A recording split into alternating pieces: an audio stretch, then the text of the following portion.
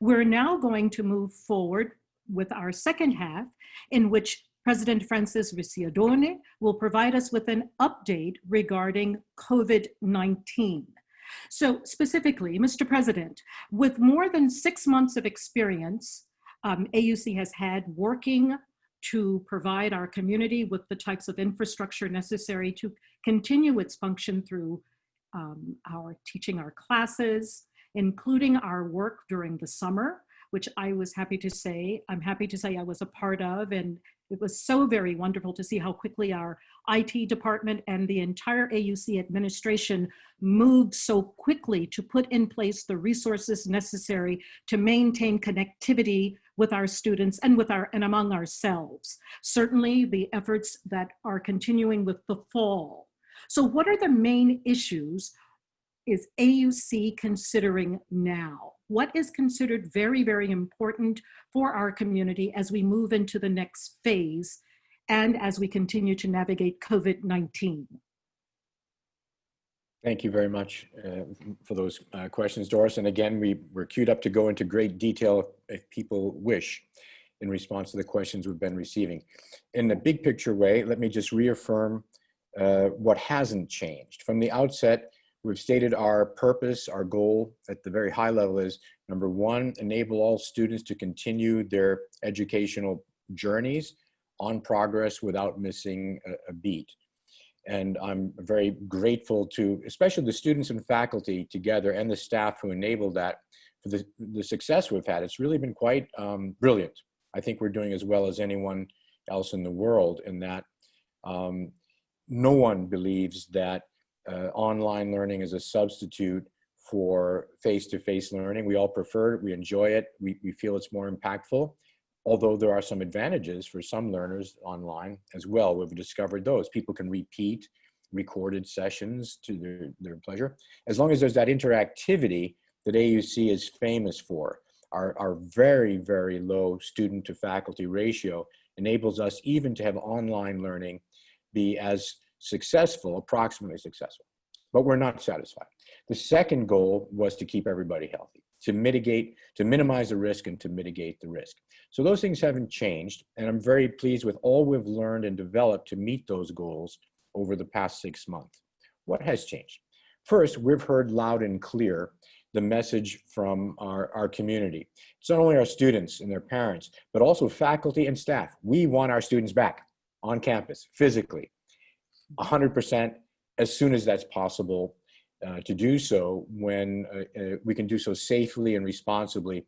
Remember, it's not only for our students, but also the health of everybody who works on campus, whether faculty or staff, and then the people that they go home to and their family members and their households. We cannot, as a university, serve as a source of acceleration of the pandemic. We have to remember our responsibility to our own AUC community health and the larger Egyptian public health. So we've heard that message, and we've, in a subtle but very important way, decided as a leadership group that the guideline will be not to minimize the presence on campus consistent with those two objectives, but rather to optimize. That's subtle, but it's important.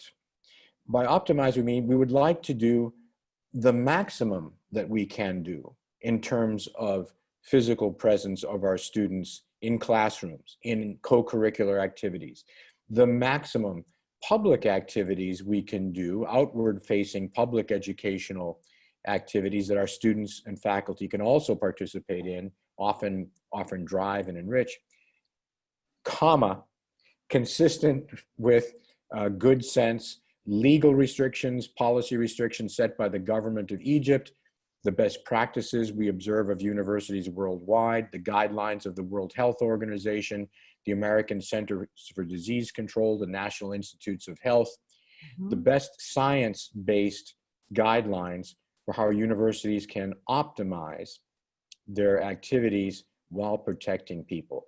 That's hard. What does it require? Something else we've done over the summer is put into place systems for tracking, testing, and tracing, which provide the data and analysis we need to know if we are overshooting or undershooting, if we are continuing to keep the numbers of confirmed cases down, whether they are symptomatic or not, to know if we're succeeding in preventing the transmission of the disease here on our campus, either of our two campuses, and our activities.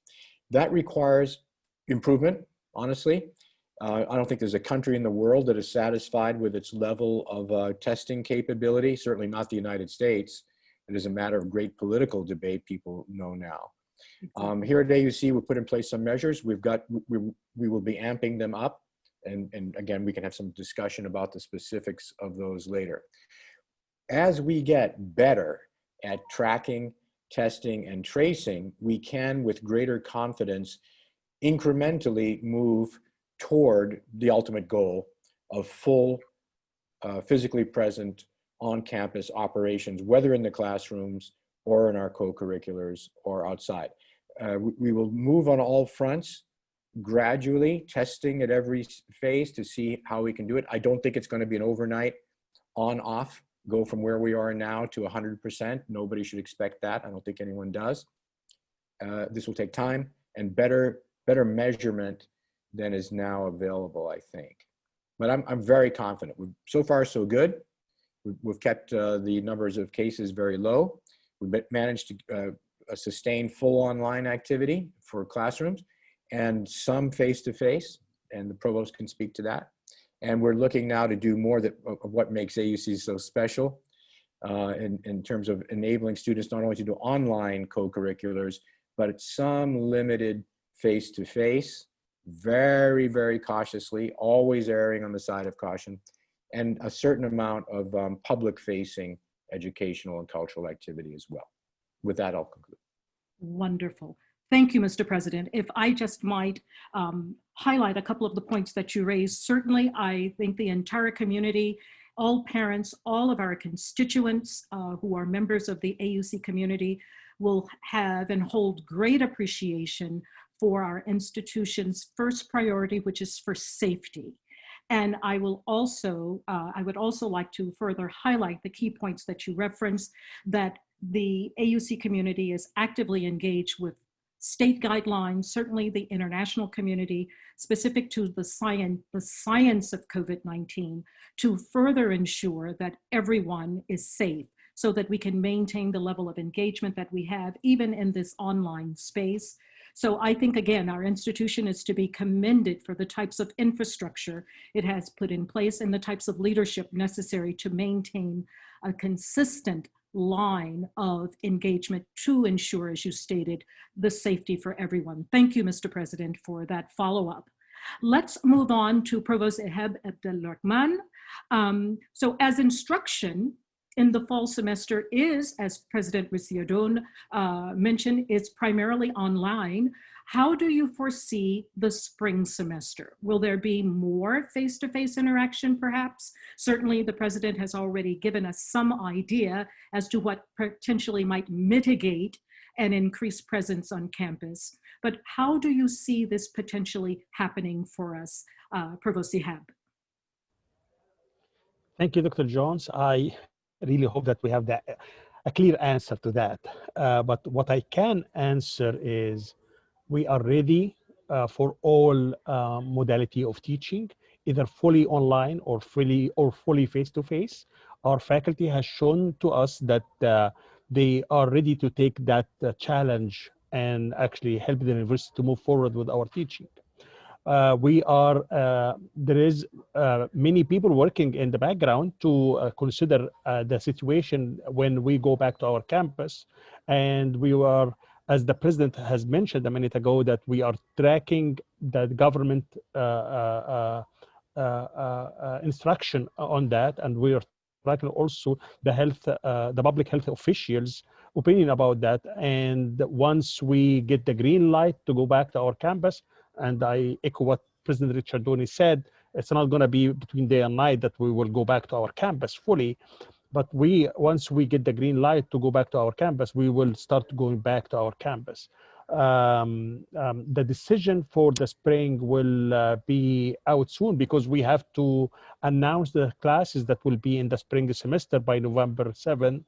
That the advising will start on November 15. So before that, we have to have the decision for the spring and the winter session ready to communicate to our community. Excellent. Very good. So November 7th is just around the corner, and certainly academic advising will commence on November 15th. Thank you, Provost Ihab. There are a couple of additional questions here from our students with respect to the current semester, and of course, if we continue in an online capacity as the spring semester commences. So some classes are permitted, or some classes rather, permitted to take exams face-to-face, since the challenges of testing was one of the main issues associated with online instruction. Has the administration given more thought to this particular challenge? Thank you, Dr. Jones. Actually, as you know, as you mentioned correctly, the assessment is one of the challenges with online teaching and learning. Yes. And we're leaving that decision for every faculty to tell us if he can or she can assess the students online. We allow them to do so. And if they can't, they have to justify it to us. Then we allow the students to come to campus for taking the exams. So, and we actually have a committee that's led by Dr. Ahmed Tulba that looks at those requests and work with the VP Shireen Shakir to accommodate them when we find those requests are for the best interest of the university and the students and the education process at large. Okay, very good. Thank you. We have some additional questions here from our audience. Are there plans to hold a winter session? And if so, is the university considering face-to-face or online? The plan is to have a winter session as usual. Is it going to be fully face-to-face? I really don't know yet. Is it going to be fully online? I doubt it, but I think it's going to be also a mix of face-to-face and online. Stay tuned. We will be making that decision very soon. Very good. And then a final question from an alum. What are the updates about our wonderful library, the library usage, and of course, face-to-face instruction for postgraduate studies?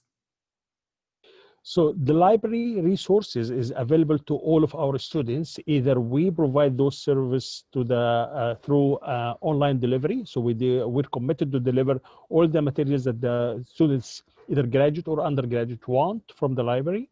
Sometimes, if it's not possible to deliver those resources online, we allow the students to come to the library and get those resources in the library.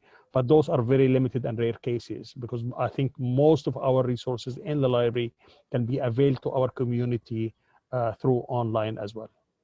Absolutely. I must add to that, Provost Ihab, that we are certainly to commend the investment made in our AUC library in order to make available the multitude of online resources at our fingertips. It's phenomenal that I think many faculty and students are perhaps becoming even more knowledgeable about the vast collections that our library has and what is, once again, at our disposal in an online environment. Thank you, Provost Ihab, for those wonderful responses. All right, we are now going to move forward with our VP for Management and Operations, Dr. Shireen Shakir. Since the return to instruction mainly in an online setting, commencing, of course, with the fall semester, and with some small portions of face-to-face classes, as Provost Ihab just referenced, and a greater number of staff who are coming to campus, what trends are you beginning to witness as we are certainly observing a shift in the types of workspaces that we've grown so accustomed to? What are some of the shifts or trends that you are witnessing? Hello, Dr. Jones. Hello. Nice to be here. We've been very cautious in our approach in the return to campus. over the summer, there's been a lot of work going on between operations, between digital transformation and all the tools and systems that were put in place. So we are taking a gradual approach. We have not had any outbreaks of the virus in classes. We've been now 4 weeks into the operation of face-to-face classes. So, and we're as the president was referring to, we now have some data. It's being refined and it's being, augmented with increased testing, with better granularity. But we are observing the trends. So if you can see, and I think I'll be happy to share this dashboard. We do have an indication of the week-on-week trends.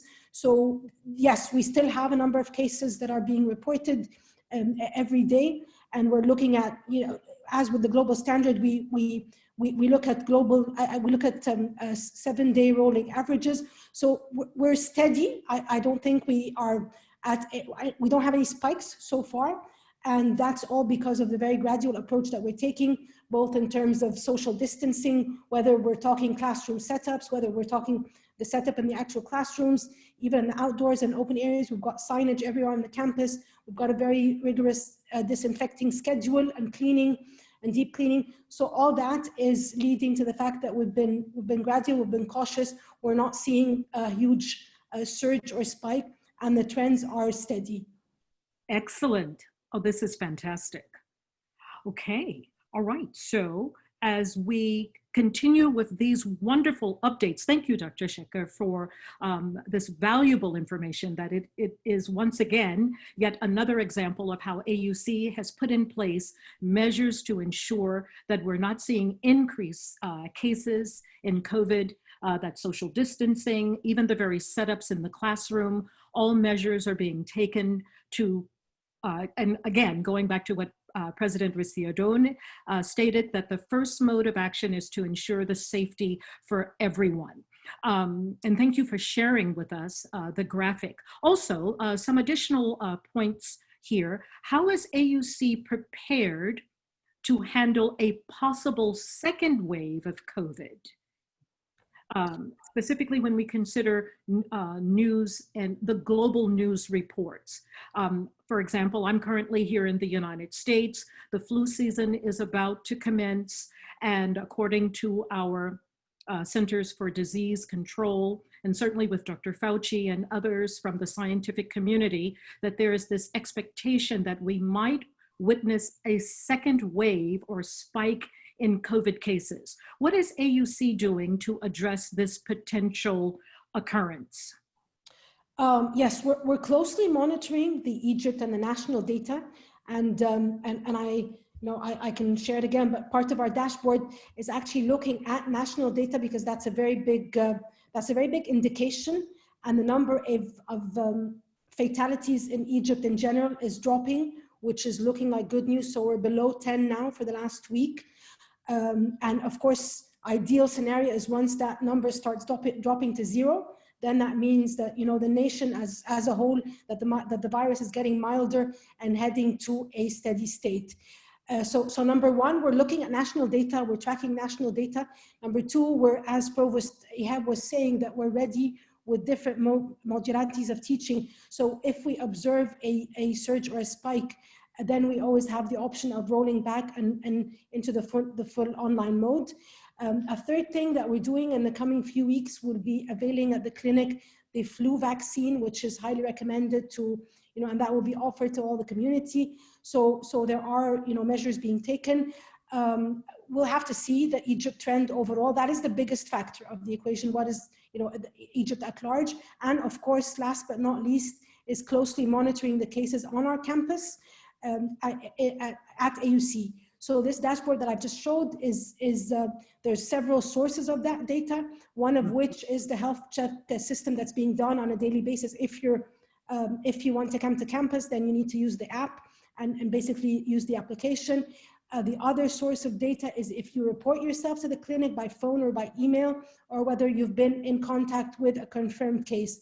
So that is the source of the data. Again, this we're working on refining. We're working on adding additional testing protocols and methods. So with that, we expect in the coming weeks, and again, we're only 4 weeks into the operation of face-to-face. We will be looking in the coming few weeks more, hopefully throughout November, by end of November. That is the peak season for the influenza season. So throughout November, there will be indications whether the trends will start going up or not. Wonderful. Thank you. Thank you for that. Will the dashboard be made available to members of the AUC community? We prefer to wait on that one until we get the granularity better. As I said, the source of the data is either self-reporting or the health check system. So this is not 100% of the universe of in terms of our community, and we prefer to go gradual until we're at a state where we've got better data that we're able to share publicly on the website.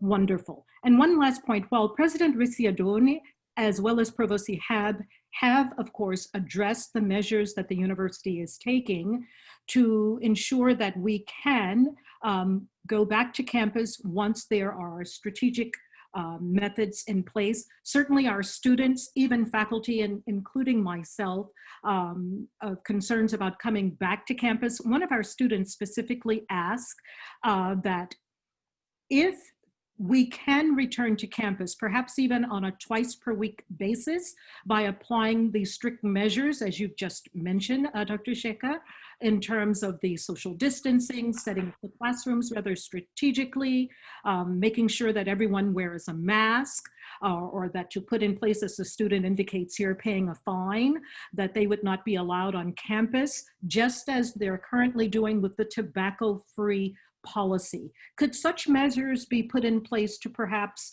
maybe move forward with potentially bringing back our face-to-face community? As the president has started, we prefer to err on the side of caution. So yes, we will be gradually looking at trends and indications to see what the next level of opening up the campus is. However, the impact of the breakout of the pandemic is a lot more than the tobacco, impact. So we will not be, we can't draw a very neat parallel there, but what we can say is that we are looking at gradual increase and coming back to campus, which everybody desires, everybody wants. It is definitely part of the AUC experience, and we don't want to be limiting that one too much. However, we will be going gradually until we hit that point of allowing students on campus on a certain frequency a week. Of course, we will be abiding by all the health and safety measures, but it will have to be a gradual approach. Absolutely. I think it's so very important to restate the measures that are being taken so that all of our stakeholders, especially our students, can understand what exactly is at stake that will actually allow for a return to campus. It's much more than our willingness to want to do so, but the university as a whole is bound by state, national, and international laws that is dictating the extent to which we can strategically state there will be face-to-face instruction. Thank you so very much, Dr. Sheikha, for this update, specifically about the dashboard and all the measures that are being taken to ensure everyone's safety. Thank you so much for your responses. Thank you. Okay, let's move forward with Senior Vice President for Administration and Planning for Transformation, Dr. Ayman Abdel Latif. So AUC just announced the launch of a new contact tracing technology based on Wi-Fi that helps curb the spread of COVID-19 on campus. How does this work? And how does it fit within other aspects or other portions of what, for example, Dr. Sheikha just described? How will this Wi-Fi checking serve to complement current measures being used to suppress the spread of COVID on campus?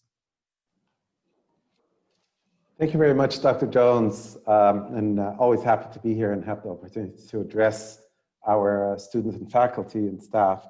Actually, this is very much in the context of what Shireen was just saying.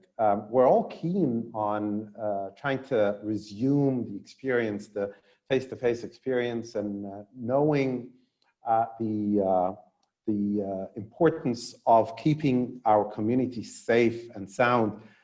We continue to try and improve the quality of the data.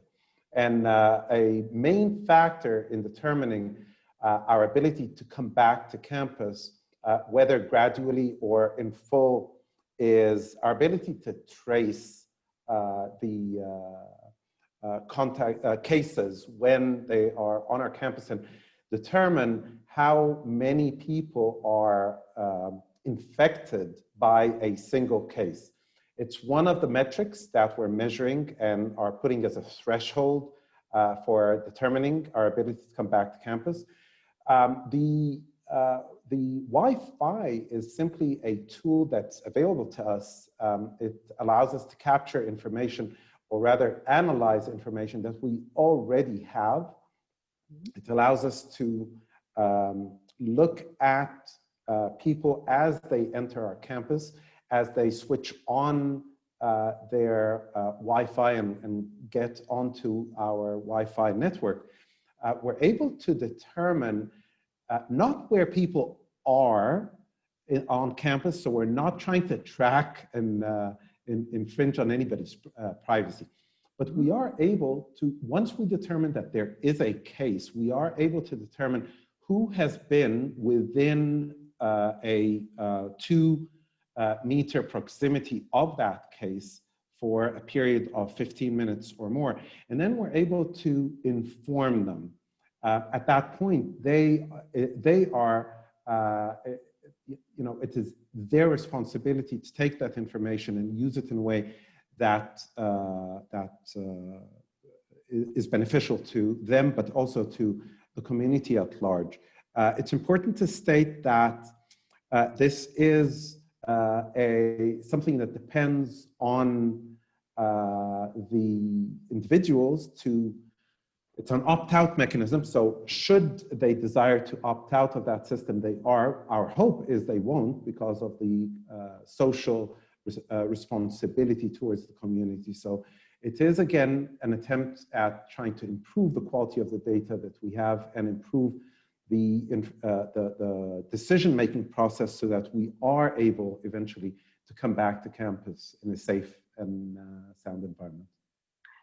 Absolutely. I think, Dr. Ayman, you certainly referenced 2 critical points with respect to this Wi-Fi technology. The first, as you noted, certainly the reliability of the data.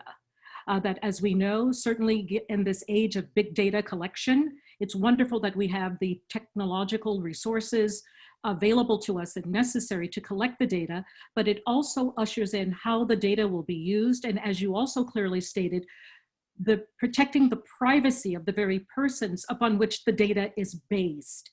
So I gather ultimately what you're saying is that this Wi-Fi technology, that you're continuing to test its reliability and making sure that you protect privacy as well. Certainly this is very, very important, but ultimately for the goal, as Dr. Sheka mentioned as well, that to protect the spread, or to reduce the spread of COVID-19, ultimately for the purpose of protecting everyone on campus. When do you expect that this particular use of technology will become fully functional? Or how do you envision that the technology and putting in place the types of measures to protect privacy may actually become actualized? So those are 2, if I may suggest, 2 separate questions. So on the privacy side, we from day one, we were absolutely, even during the testing phase, we were very adamant that privacy is paramount, and we had taken all the necessary steps to ensure that privacy is held up.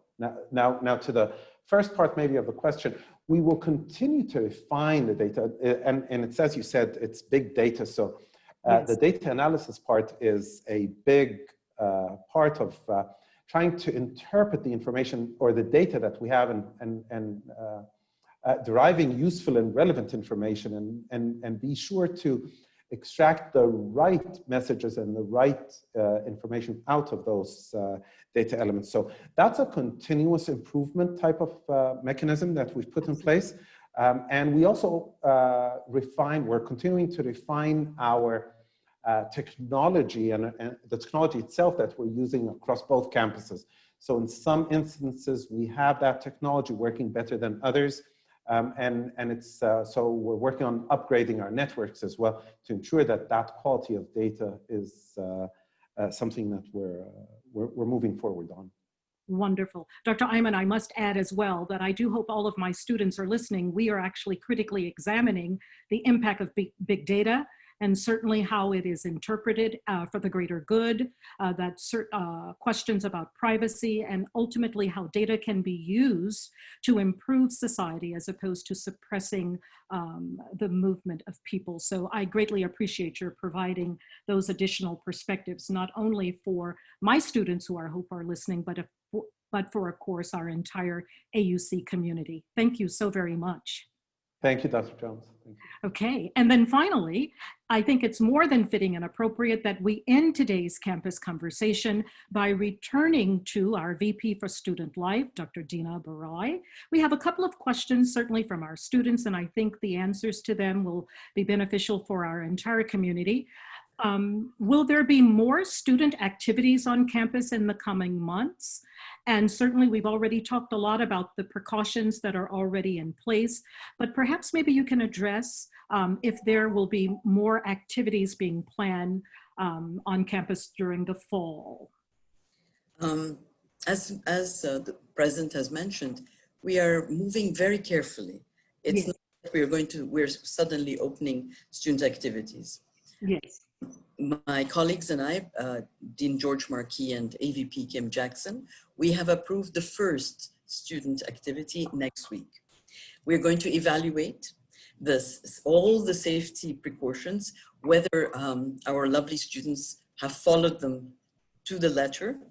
And based on that, we will evaluate whether or not we will approve any additional student events. Certainly, it will never be like the normal. It will be very, very as aligned with the academic model.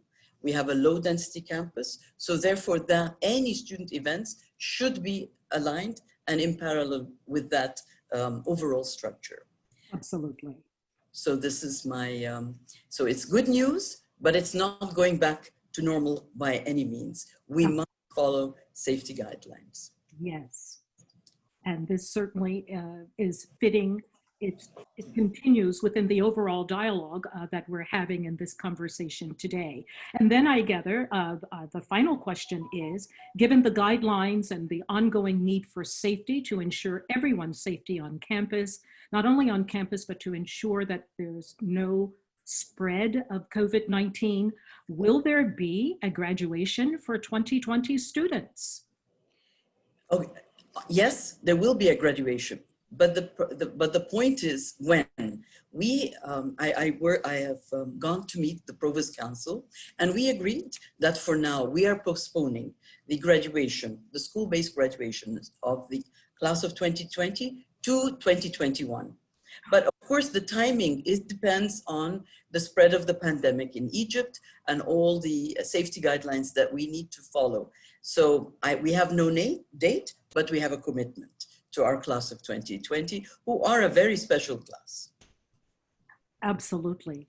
Dr. Barai, thank you so very much for that update. I think it's encouraging for everyone who's listening that the university is being very proactive in its efforts to ensure that we are safe and that activities that are planned, all of the events that are taking place, be it the return to face-to-face instruction, the graduation, which as you've just stated, will be postponed until 2021, all factors into the critical point made initially by President Ricciardone that we want to ensure everyone's safety. I want to thank everyone for joining us today for today's campus conversation. I think it was highly enlightening. I think we managed to cover some very critical points. A number of important questions were raised. And within these questions, I'm sure there will be others, but what is most important is that this type of dialogue, this type of communication opens a space for all stakeholders to understand what is going on. And I want to just take a moment as I sign off that I want to commend our president. I want to commend Provost Ihab, our entire administration, for keeping us apprised of what is occurring in this as we attempt to navigate COVID-19. That so much information is being obtained on a daily basis. And with that information, we do need leadership and guidance to help us decipher and to be able to understand the complexity of what COVID-19 is doing, not only within our institution of higher learning, but how can we and what measures are eventually going to be taken to ensure that perhaps we may be able to return to a face-to-face environment. Because I know I miss all of you, and I certainly miss the value of what a face-to-face education does. It certainly is the #1 facet. There is something to be said, and perhaps there is not a clear way or enough language to fully and critically explain what a face-to-face kind of education can do. The spontaneity of seeing your students, the types of body language that can be expressed, seeing your colleagues on campus, being able to say hello, let's get a cup of coffee. Maybe we have not necessarily taken this type of interaction for granted, but I know all of you can join me in saying, I certainly miss it. And let's hope, as we say in Arabic, inshallah, that maybe we too can resume this kind of wonderful engagement that makes the AUC community so very special. Thank you all very much for joining, and I'm so happy to see you, and let's do this again.